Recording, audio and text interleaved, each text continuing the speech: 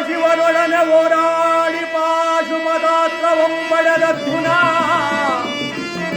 ಹೇಳೋ ಕಣ್ಣಿರೋ ಅಣ್ಣನ ನೋಡೋ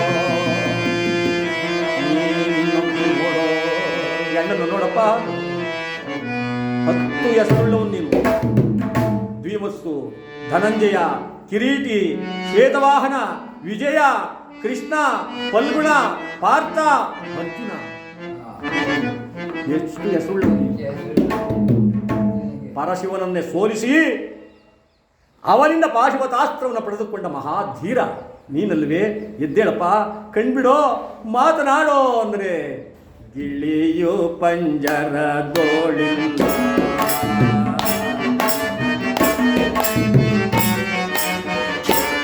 ಶ್ರೀರಾಮ ರಾಮ ಬರೀದೆ ಪಂಜರವಾಗಿ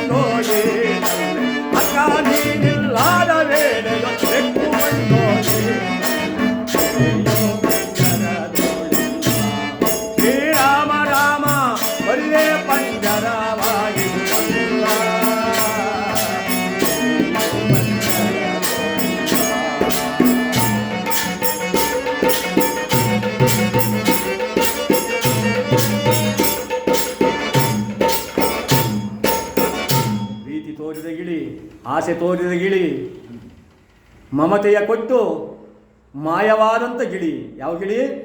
ಈ ಪ್ರಾಣ ಅಂತಕ್ಕಂಥ ಗಿಳಿ ಪಂಜರ ಅಂತಕ್ಕಂಥ ಈ ದೇಹದಿಂದ ಹೊರಟೋಗಿದೆ. ಗಿಳಿಯು ಪಂಜರದೊಳಿಲ್ಲ. ಪುರಂದಾಸ ಪುಣ್ಯಾತ್ಮರು ಎಷ್ಟು ಚೆನ್ನಾಗಿ ಬರೆದವ್ರೆ. ಅಕ್ಕ ನಿನ್ನ ಮಾತು ಕೇಳಿ ಚಿಕ್ಕದೊಂದು ಗಿಳಿಯ ಸಾಕಿದೆ, ನೀನಿಲ್ಲದ ವೇಳೆಯಲ್ಲಿ ಬೆಕ್ಕು ಅಂದರೆ ಯಮರಾಯ ಬಂದು ಕರ್ಕೊಂಡು ಹೋಗೋನಲ್ಲೇ. ನನಗೆ ಗೊತ್ತೇ ಇಲ್ಲ, ಹೇಳು ಇಲ್ಲ, ಕೇಳು ಇಲ್ಲ. ಯಾರಿಗಾರ ಹೇಳ್ತಾರ ಅವರು? ಇಲ್ಲ ಕೇಳ್ತಾರ?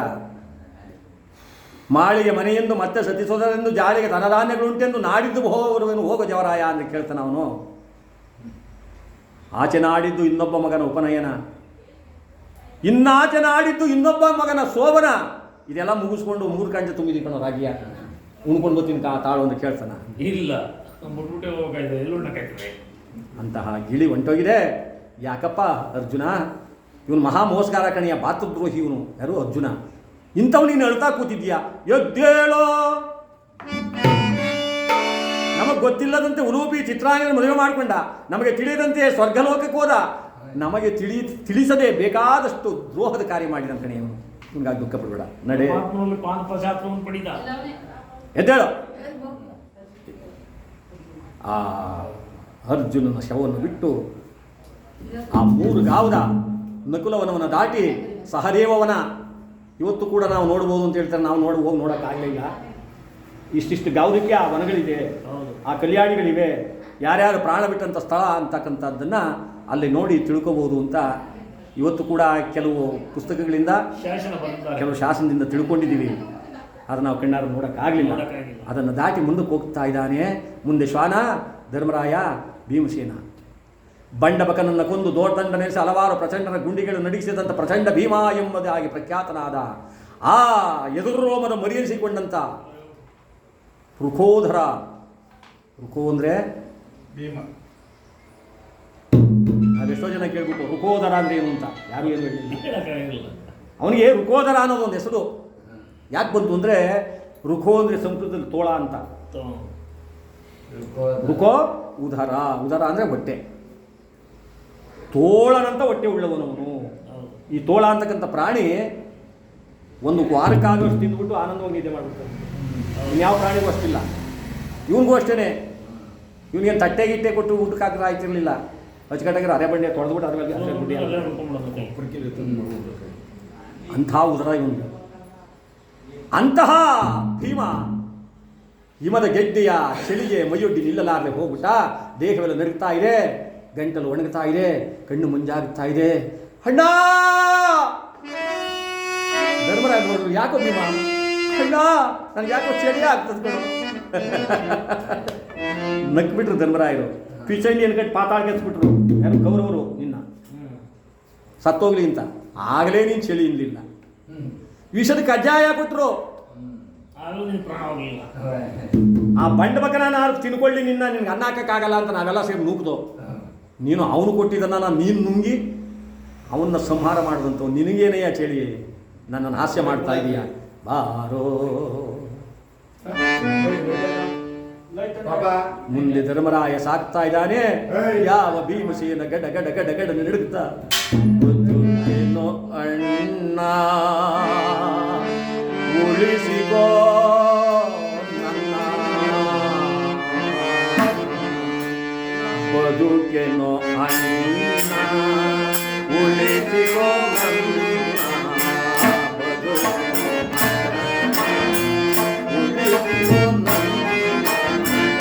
ಸಾಗುತ್ತಿದೆ ಪಯಣ ಪ್ರಾಣ, ಸಾಗುತ್ತಿದೆ ಪಯಣ.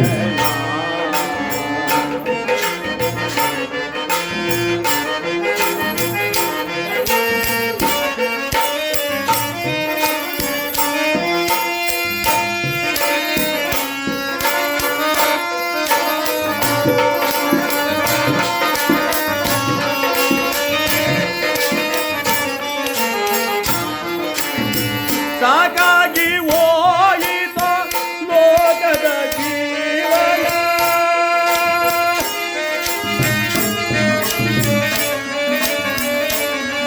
ಅಣ್ಣ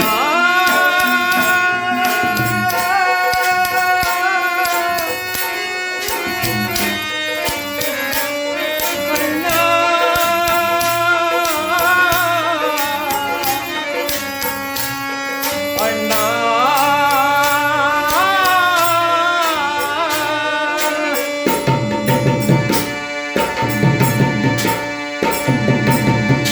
ಸಾಕಾಗಿ ಹೋಯಿತೋ ಲೋಕದ ಜೀವನ, ಸಾಕು ಮಳೆಯ ತಂದೆ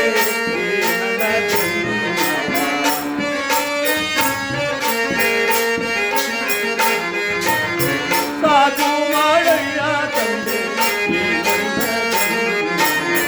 ಬದುಕಿನ ಅಣ್ಣ ಉಳಿಸಿಕೋ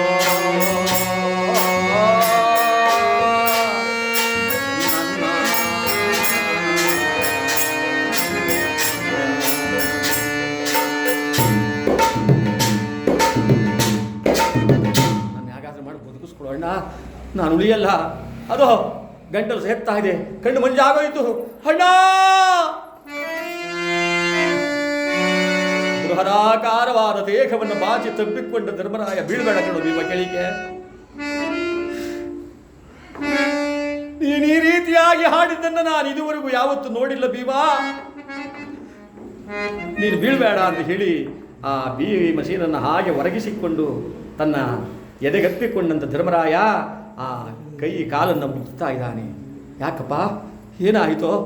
ಇಲ್ಲ ಅಣ್ಣ, ನಾನು ಬದುಕಲ್ಲ. ಭೀಮಾ, ಅನುಜ, ನೀನೇ ಮಾತಾಡ್ತಾ ಇದೀಯಾ? ನನ್ನನ್ನು ಬಿಟ್ಟು ನೀನು ಹೋಗ್ಬೇಡ ಕೇಳೋ, ನನ್ನನ್ನು ಬಿಟ್ಟು ನೀನು ಹೋಗ್ಬೇಡ. ಯಾಕೆಂದರೆ ಈ ಪ್ರಪಂಚದಲ್ಲಿ ಅತಿಯಾಗಿ ಪ್ರೀತಿಸ್ತಂಥ ವಸ್ತು ಧರ್ಮರಾಯ ಯಾವುದು ಅಂದರೆ ಭೀಮಸೇನನೊಬ್ಬನನ್ನು ಬಿಟ್ಟರೆ ಇನ್ನೇನೂ ಪ್ರೀತಿಸಲಿಲ್ಲ ಅವನು. ಹೆಂಡತಿಯನ್ನಾಗಲಿ, ರಾಜ್ಯವನ್ನಾಗಲಿ, ಐಶ್ವರ್ಯವನ್ನಾಗಲಿ, ಒಡವೆಯಾಗಲಿ, ಸಿರಿ ಸಂಪತ್ತು ಯಾವುದನ್ನು ಪ್ರೀತಿಸಲಿಲ್ಲ ಅವನು. ಅವನಿಗಿನ್ನೆಷ್ಟು ದುಃಖ ಆಗಿರಬೇಕು, ಎಷ್ಟು ಸಂಕಟ ಆಗಿರಬೇಕು. ಭೀಮಾ, ನೀನು ಮಾತ್ರ ಸಾಯಬಾರ್ದು ಕಣೋ. ನನ್ನ ಕಣ್ಣಿದ್ರೆ ನೀನು ಪ್ರಾಣ ಬಿಡೋದನ್ನು ನಾನು ನೋಡೋಕ್ಕಾಗಲ್ಲಪ್ಪ. ಕಣ್ಬಿಡೋ, ಮಾತನಾಡೋ ತಮ್ಮ, ಮಾತನಾಡೋ. ಕೈಕಾಲುಗಳನ್ನು ಉಜ್ಜುತ್ತಿರುವಾಗಲೇ ಆ ಹಿಮದ ಚಳಿಯನ್ನು ಸಹಿಸಲಾದಂಥ ಭೀಮಸೇನ ಶಿವದ್ರಮಾರಮಣ ಗೋವಿಂದ ಪ್ರಾಣ ಹೊರಟು ಹೋಯಿತು. ಕೈಕಾಲೆಲ್ಲ ತಣ್ಣಗಾದೋ. ಭೀಮಾ ತಮ್ಮ,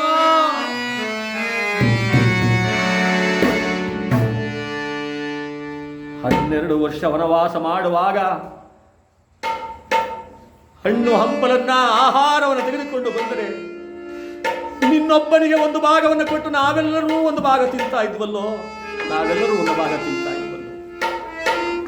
ಏನೇ ತಂದರೂ ನಾನು ನಿನಗೆ ಮೊದಲು ಕೊಡುತ್ತಿದ್ದೆ ಭೀಮಾ, ಮೊದಲು ನೀನಿಲ್ಲದಿದ್ದರೆ ಈ ಪಾಂಡವರ ಹೆಸರು ಯಾವತ್ತೋ ಬೆಂದು ಬೂದಿಯಾಗಿ ಹೋಗ್ತಿತ್ತಪ್ಪ. ಅರಗಿನ ಮನೆಯಲ್ಲಿ ಕೌರವರ ಕುತಂತ್ರದಿಂದ ನಮ್ಮನ್ನು ಸುಟ್ಟು ಹಾಕುವುದಕ್ಕೆ ಪ್ರಯತ್ನ ಪಟ್ಟಾಗ ನಮ್ಮೆಲ್ಲರನ್ನ ಹೆಗಲ ಮೇಲೆ ಹೊತ್ತುಕೊಂಡು ಈಚೆಗೆ ತಂದವನು ನೀನು. ಇದಮ್ಮನೆಂಬ ರಕ್ಕಸ ನಿನ್ನನ್ನು ಒಂದೇ ತುತ್ತಿಗೆ ನಿಂತಾಯಿತು. ನಮ್ಮನ್ನೆಲ್ಲ ನಿದ್ರೆಯಿಂದ ಎಬ್ಬಿಸಬಾರದು ಅಂತ ಹೇಳಿ ನೀನೊಬ್ಬನೇ ಅವನೊಡನೆ ಹೋರಾಡಿ ಗೆದ್ದಂತ ತಮ್ಮ, ಇವತ್ತು ನಾನು ಬಿಟ್ಟು ಹೊರಟೋದೆಯಾ? ಯಾರನ್ನು ಬಿಟ್ಟು ನಾನು ನಿನ್ನನ್ನು ಬಿಡಲ್ಲ ಅಂತ ಹೇಳಿ ಹೆಗಲ ಮೇಲೆ ಭೀಮಸೇನ ಶವವನ್ನು ಹೊತ್ತುಕೊಂಡು ಶ್ವಾನ ಮುಂದೆ, ಆ ಶ್ವಾನನ ಹಿಂದೆ ನಡ್ಕೊಂಡು ಹೋಗ್ತಾ ಇದ್ದ.